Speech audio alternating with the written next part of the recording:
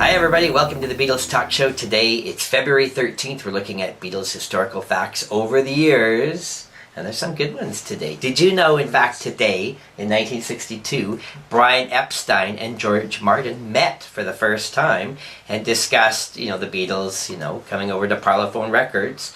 And of course, Brian was hoping they'd get a record deal. That's what he'd been working on for the past couple months. Still be another 3 months before they actually establish a contract with Brian and George, of course. Yeah. And this was after being turned down by Decca.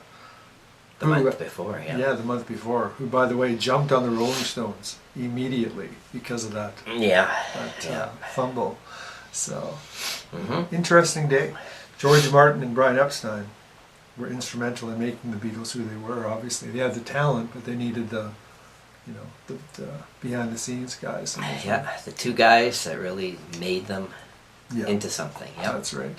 On this date in 1964, the Beatles flew from New York to Miami Beach in Florida, United States, so they could get ready for their second live appearance on the Ed Sullivan Show. And this was quickly, the week just after they had made their first debut.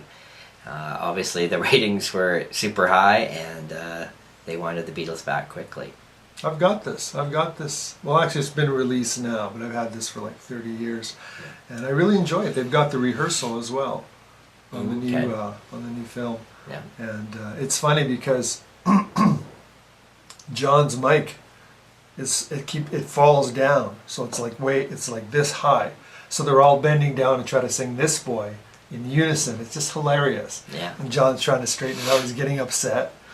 And the head comes out and grabs the microphone because the girls are screaming. He's like, it's a great film. It's funny to watch. Yeah, that's cool. But an interesting day in Miami for the Ed Sullivan Show.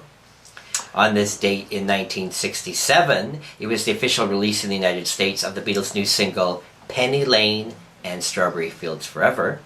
And of course, Penny Lane would go on to hit number one. Strawberry Fields would even be a fairly big B-side, and that was a very unusual song to be on the radio at that time.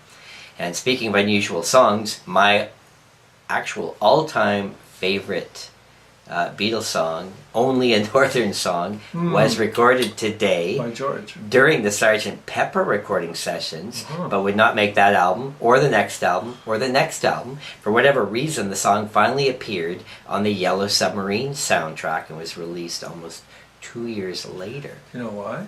Because George only got one song per album. John and Paul made sure that they always, being the stronger songwriters, always got... so they gave George one song, and they gave Ringo usually one song.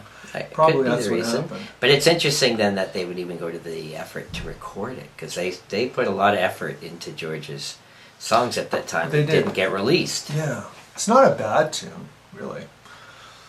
But. And also on this date, in 1975, John Lennon showed up to a radio station uninvited in New York City, and was wanting to plug his new rock and roll album, and he landed up staying there on the air for 3 hours. And what did he do?